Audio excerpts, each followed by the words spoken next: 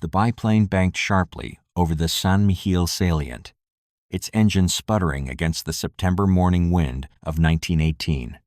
Through his leather goggles, Oberleutnant Heinrich Kruger expected to see the familiar sight that had defined this war for 4 years: columns of cavalry, infantry formations, perhaps artillery pieces being dragged by horses across the cratered landscape.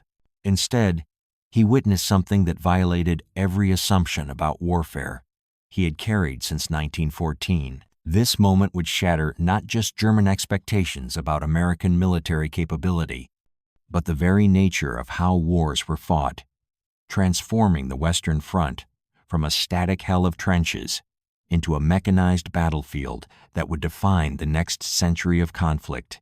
Below him, bronze-painted machines crawled across no man's land like metallic beetles. The sound that rose to his cockpit wasn't the thunder of hooves or the shouts of men, but a mechanical rasping the clank-clank-clank of steel tracks grinding against mud and wire. Thick plumes of diesel smoke marked each vehicle like moving bonfires, visible from miles away. These weren't the animals his reconnaissance training had prepared him to identify and count. These were tanks. American tanks. Before you hear how these metal monsters changed everything, let me know in the comments where you're watching from and what time it is in your world right now. If this story of technological shock grabs you, hit that like button and subscribe for more forgotten moments that shaped history. The German High Command had dismissed American industrial capacity as a paper threat. Their intelligence reports, filtered through 4 years of propaganda about American weakness, painted a picture of a nation too divided and too inexperienced to field modern weapons.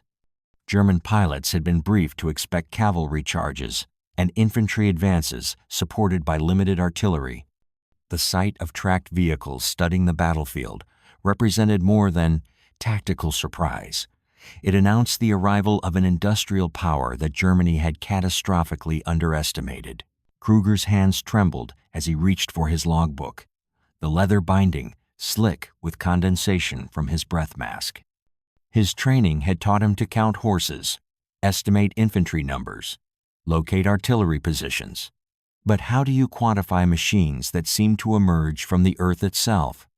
The metallic creatures below moved with purpose through wire entanglements that had stopped every cavalry charge for 4 years. They crushed barbed wire like spider webs, their tracks leaving dark scars in the mud. The smell reached him even at altitude. Hot oil mixing with cordite, diesel fumes cutting through the familiar stench of decomposition, and poison gas that had defined the Western Front. This was the scent of a new kind of war. From the diary of Oberleutnant Heinrich Kruger, Jagdstaffel 15, September 12, 1918. The Americans have brought demons of steel to the battlefield. Where we expected horses, they have sent iron monsters that eat wire and spit fire. The sound alone fills our men with terror, not the noble charge of cavalry, but the grinding of gears and the scream of metal against metal. What Kruger couldn't know from his vantage point 3,000 feet above Saint-Mihiel was that each of those demons contained men as shocked by their circumstances as he was by the sight of them. Inside the cramped steel boxes, American tank crews sweated in temperatures exceeding 120 degrees Fahrenheit. The interior of a Renault FT tank, all 6 tons of it, smelled of hot oil, wet canvas, stale tinned meat, and the metallic tang of riveted steel. Crews lay on metal plates, their bodies pressed against tools and ammunition, breathing air thick with exhaust fumes that leaked through every seal. The thin steel armor that enclosed them, barely 8 to 22 millimeters thick, could stop rifle fire at range, but offered little protection against direct artillery hits. They had learned to hug shell craters, reverse under cover of smoke, and pray that German gunners would mistake them for debris. These American tank crews represented an experiment in mechanized warfare that few understood, including their own commanders. Brigadier General Samuel D. Rockenbach had created the U.S. Tank Corps from nothing in late 1917, organizing and training the first American armored units with borrowed French and British equipment. The crews rolling toward German lines that September morning were pioneers in a form of combat that didn't yet have established doctrine, proven tactics, or reliable supply chains. Metal monsters or mechanical saviors? Lieutenant Colonel George S. Patton, commanding American light tank units near the Saint-Mihiel salient, had spent months learning to lead from the hull of a tank. He rode exposed on the vehicle's exterior during attacks, steadying crews and making tactical decisions in real time. His philosophy was brutally simple. Well-drilled tank teams with aggressive leaders could save blood by smashing machine gun nests rather than buying positions with infantry slaughter. But Patton's tanks were as much prisoners of their technology as masters of it. Each Renault FT consumed fuel, spare tracks, and lubricant at rates that strained American Expeditionary Force supply lines. Behind the front lines, mobile repair parks worked through the night under dim lamps, replacing broken sprockets and rethreading shattered track plates. Crew mechanic teams could replace an entire track in a few hours when conditions allowed, but disabled tanks often became steel coffins for their crews. The mathematics of mechanized warfare were written in oil stains and spare parts as much as in tactical manuals. As Kruger's biplanes circled the battlefield, he witnessed something that would haunt German strategic thinking for the remainder of the war. The Americans had achieved what German doctrine considered impossible. They had coordinated massed infantry, over 1,400 aircraft, artillery, and tanks in a single combined arms assault. The air armada above marked objectives, observed tank progress, and relayed real-time intelligence as mechanized columns swept forward through positions that had been static for years. This wasn't just the introduction of a new weapon. This was the birth of modern warfare itself. But the most devastating revelation for observers like Kruger wasn't the tanks themselves, but what they represented: an American industrial capacity that could produce, deploy, and maintain complex mechanical systems in the middle of a global war. While Germany struggled to keep horses fed and artillery supplied, the Americans had shipped entire armored formations across the Atlantic Ocean and thrown them into battle with casual confidence. The sight below promised horrors that no European power had anticipated when this war began. The first German soldier to see an American tank up close never lived to describe it.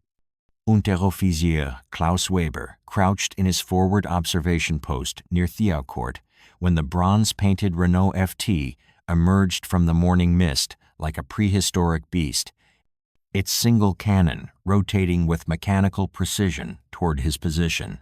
The psychological warfare had begun not with propaganda leaflets or artillery barrages, but with the simple, terrifying sight of machines doing what only men had done before advancing under fire, absorbing bullets, and crushing obstacles that had defined the static nature of trench warfare since 1914. Inside that approaching tank, Private First Class Johnny Martinez from San Antonio, Texas, couldn't see Weber's terrified face.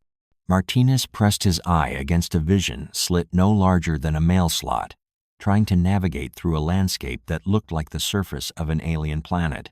The interior of his Renault FT had become a steel oven. Sweat poured down his face, mixing with oil stains and the grime that coated every surface. The metallic tang of riveted steel filled his mouth. His hands, black with grease up to the wrists, gripped controls that vibrated with every bump and crater. The sound inside was deafening, pistons beating like a mechanical heart, tracks clanking against steel drive wheels, and above it all, the high-pitched whine of the engine straining against mud that sucked at the treads like quicksand. Martinez had trained for this moment at American tank schools, learning to drive by feel as much as sight, but no training had prepared him for the claustrophobic terror of combat inside a metal box designed by committee and built in haste. From the field diary of Hauptmann Friedrich von Steuben, 125th Infantry Regiment, the machine approached through wire that should have been impassable. Our rifles fired continuously, sparks flying from its armor, but it came on like fate itself. When it crushed Schwartz's machine gun position, The sound was not of destruction, but of consumption, as if the earth were swallowing our defenses.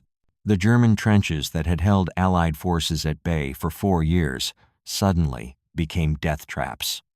Positions that had been designed to repel cavalry charges and infantry advances offered no protection against 6-ton machines that could cross wire, climb over parapets, and bring direct fire to bear on defenders huddled in concrete bunkers.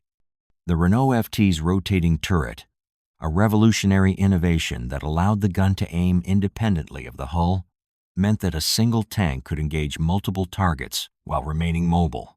From the air, German pilots like Kruger watched their carefully constructed defensive lines dissolve. What had looked like continuous trench systems from above revealed themselves as brittle shells, easily cracked by mechanical pressure.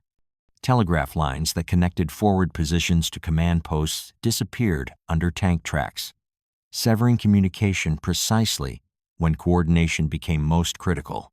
The mathematics of survival had changed overnight, but the American tank crews paid a brutal price for their technological advantage. When artillery found its mark, a tank became an inferno. The thin steel armor that protected against small arms fire offered little defense against high explosive shells. Burning fuel and ammunition turned the crew compartment into a furnace that could reach temperatures exceeding 1,000 degrees Fahrenheit. Escape hatches, designed for quick exit, became bottlenecks that trapped men in steel coffins. Sergeant Michael O'Brien, commanding a tank in Patton's 304th Tank Brigade, watched 3 of his vehicles burn before noon on September 12th. His after-action report, written in pencil on pages still stained with oil, captured the grim reality of mechanized warfare. When Fritz finds the range, our boys don't have time to pray.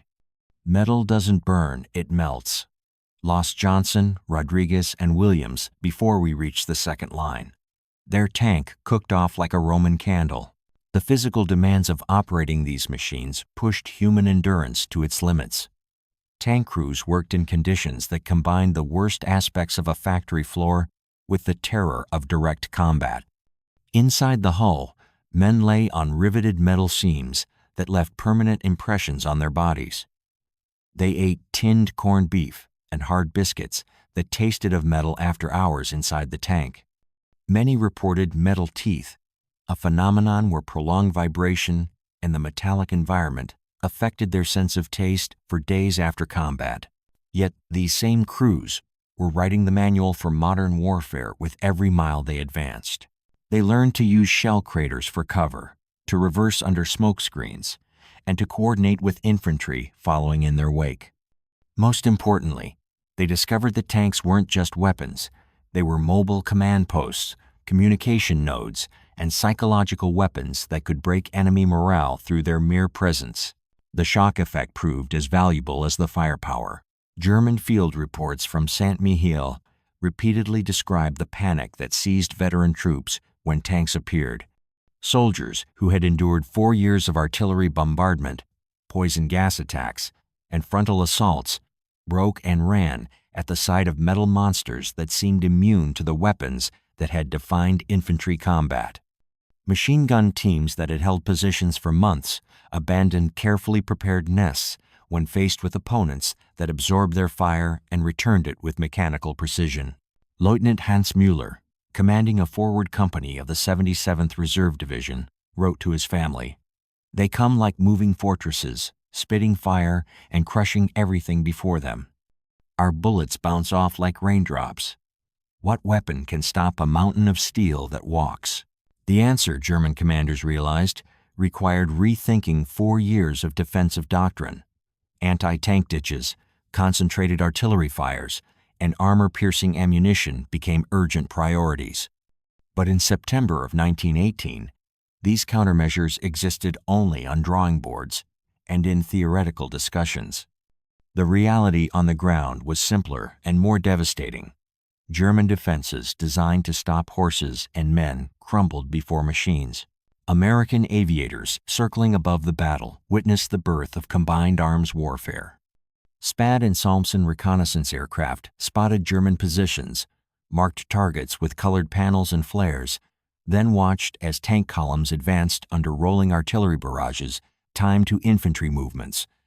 The coordination required radio communication, visual signals, and split-second timing organizational capabilities that showcased American industrial efficiency as much as mechanical innovation. But the most profound impact wasn't tactical or technical. It was psychological. German troops, accustomed to fighting an enemy they understood, suddenly faced opponents who fought with machines that seemed to come from a different century. The Americans had brought the future to a battlefield still dominated by horses, bayonets, and bolt-action rifles. How do you maintain fighting spirit when the enemy deploys weapons that render your courage irrelevant? The answer would determine not just the outcome of individual battles, but the final collapse of German resistance as autumn turned to winter in 1918. The telegram reached German Supreme Command at 4:37 in the morning on September 26, 1918. General Erich von Falkenhayn read the dispatch 3 times before the words registered.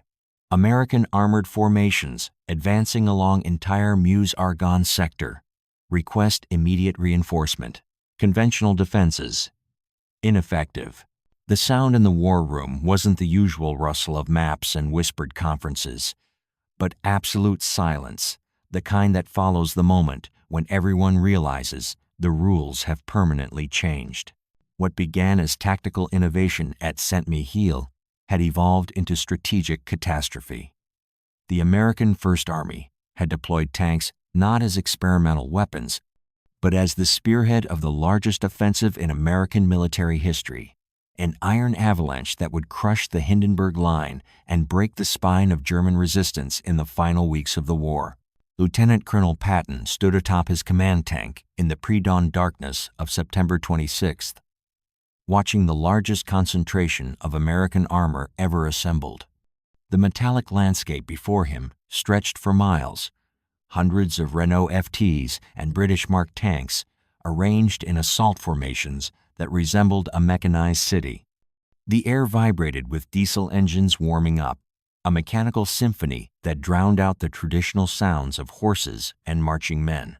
Each tank represented months of industrial effort that Germany could no longer match.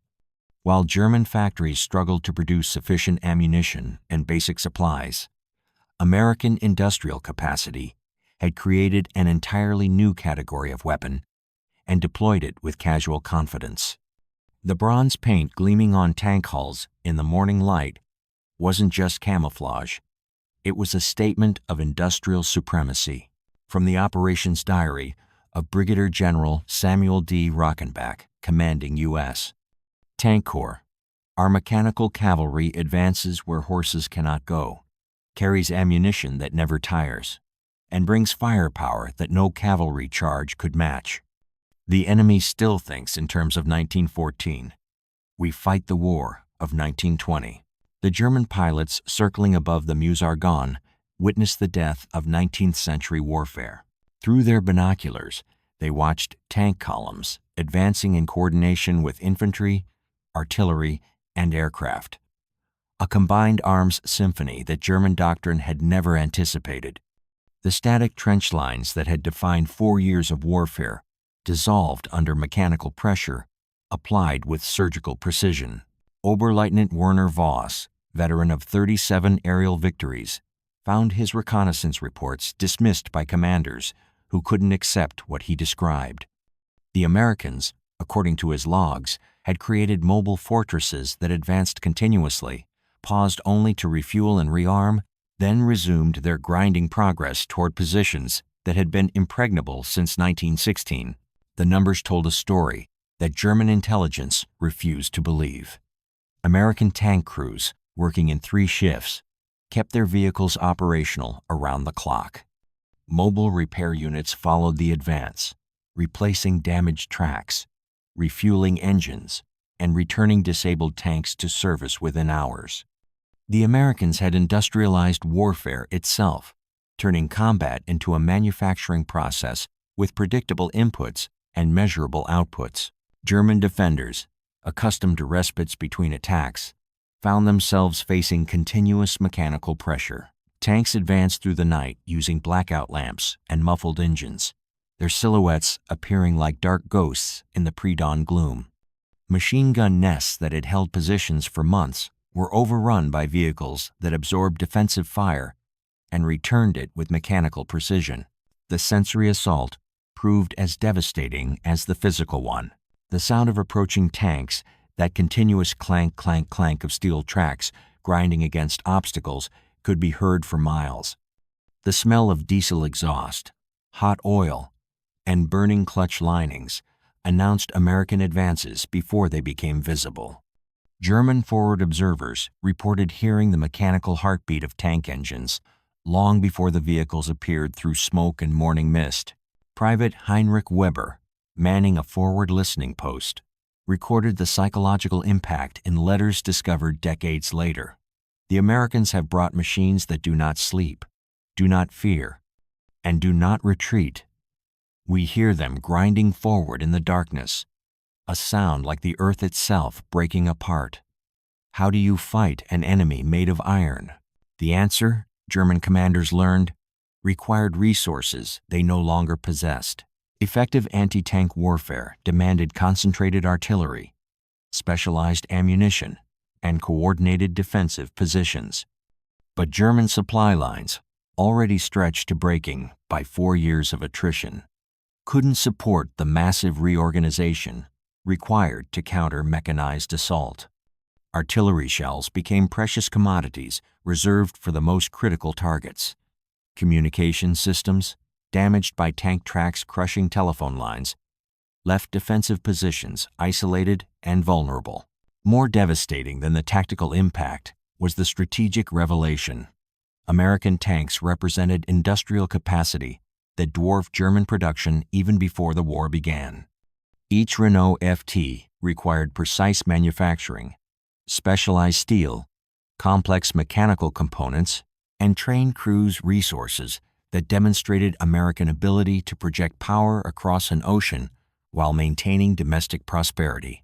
The mathematics of attrition had shifted decisively against Germany. German soldiers, watching American tank crews eat hot meals prepared in mobile kitchens while their own rations dwindled to thin soup and stale bread, understood that they faced not just superior weapons, but superior logistics.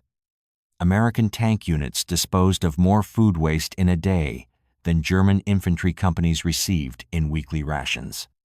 The casual abundance that supported American mechanized operations announced the arrival of an industrial colossus that Germany had catastrophically underestimated. Tank crews painted personal insignia on their turrets, names, cartoon characters, slogans that celebrated American confidence: Devil Dog, Berlin Express, Hun Hunter. These weren't just unit identifiers, but psychological warfare aimed at defenders who understood that their enemies approached combat with the casual confidence of inevitable victory. The autumn rains that turned battlefields into sucking mud revealed another American advantage. While heavier British and captured German tanks bogged down in shell-torn ground, the lighter American Renaults remained mobile. German pilots reported seeing tank tracks cutting dark scars through landscapes that had become impassable to traditional forces. Linear wounds in the earth that marked American advances, like mechanical signatures. What choice did defenders have when faced with enemies that treated impossible terrain as merely inconvenient? As October dawned, and American tank columns ground steadily toward objectives that had been German strongholds since 1916, the psychological collapse that began with tactical surprise evolved into strategic despair that would culminate in revolution, mutiny, and the final collapse of the German Empire. The last German pilot to witness American tanks in combat never filed his report. Lieutenant Kurt Wolff crashed his Albatros D-3 into a field near Sedan on November 9, 1918. Just 2 days before the armistice, his final radio transmission describing iron demons advancing through morning fog like harbingers of judgment. This moment marked not just the end of the Great War, but the death of warfare as humanity had known it for millennia, the final victory of machines over men, industry over individual courage, and mechanical precision over traditional military valor. By November of 1918, the psychological transformation was complete. German frontline units that had endured 4 years of unprecedented carnage began surrendering at the first sight of American tank columns. The shock effect that had surprised commanders at Saint-Mihiel had evolved into a systematic collapse of morale that spread faster than the tanks themselves could advance. Veterans of Verdun and the Somme, men who had faced artillery barrages and poison gas attacks with stoic determination, broke and ran when confronted by machines that seemed immune to human courage. The numbers told the story of a revolution in warfare. By the armistice, American tank units had advanced over 200 miles from their starting positions, captured more than 16,000 prisoners, and seized objectives that German high command had considered impregnable. More importantly, they had accomplished these victories with casualty rates far lower than traditional infantry assaults, proving Patton's brutal calculus that machines could indeed save blood by replacing human sacrifice with mechanical superiority. From the final operations report of Brigadier General Samuel Rockenbach, November 12, 1918. Our iron cavalry has written the future of warfare in steel and smoke. Where horses once charged and died, machines now advance and conquer. The enemy surrenders, not to our courage, but to our capacity. The inevitable triumph of American industrial might over European military tradition. The transformation wasn't limited to battlefields. In repair parks behind the lines, American mechanics worked through the final nights of war, replacing tracks and engine components with the casual efficiency of assembly line workers. These men, many of whom had learned their skills in Detroit automobile factories, represented a new kind of warrior technical specialists whose understanding of mechanical systems had become as valuable as traditional military virtues. Private Tommy Kowalski, a mechanic from Chicago's South Side, captured this revolution in a letter home. "We don't fight with bayonets and rifle fire anymore, Ma. We fight with wrenches and spare parts. The boys who understand engines are worth more than the ones who understand cavalry charges. This ain't your daddy's war. This is the machine age coming to kill the old world." The German response revealed the depth of their technological and industrial disadvantage. Captured German documents from the final weeks showed desperate attempts to organize anti-tank defenses using artillery pieces designed for different purposes, improvised obstacles that tanks crushed without slowing, and tactical manuals that tried to apply 19th-century principles to 20th-century realities. The Prussian military system that had dominated European warfare for generations crumbled when confronted by American industrial capacity applied to mechanized combat. German prisoners, interrogated in the final days before the armistice, described the psychological impact of fighting an enemy that seemed to possess unlimited resources. American tank crews ate hot meals prepared in mobile kitchens, while German soldiers subsisted on thin soup and ersatz bread. American mechanical units replaced damaged vehicles overnight, while German forces watched their equipment deteriorate beyond repair. The abundance that supported American operations announced the arrival of a nation that fought wars with the casual confidence of inevitable victory. But the human cost transcended statistics and strategic analysis. American tank crews who survived the final advances carried wounds that went deeper than shrapnel or burns.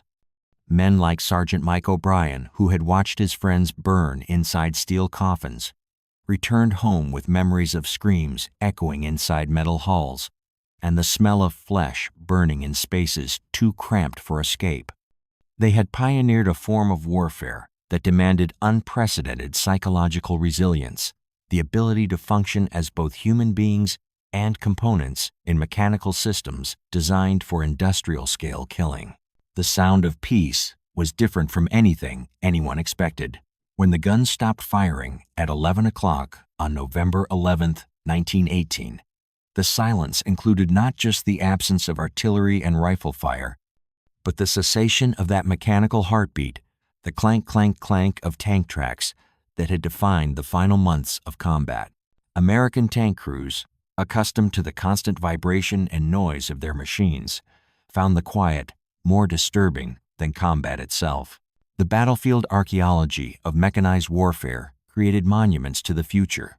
Disabled tanks, scattered across landscapes from Saint-Mihiel to the Meuse-Argonne, marked the birth of modern combat. German soldiers, exploring abandoned American positions after the armistice, discovered workshops equipped with precision tools, spare parts inventoried with industrial efficiency, and maintenance schedules that treated war machines like factory equipment.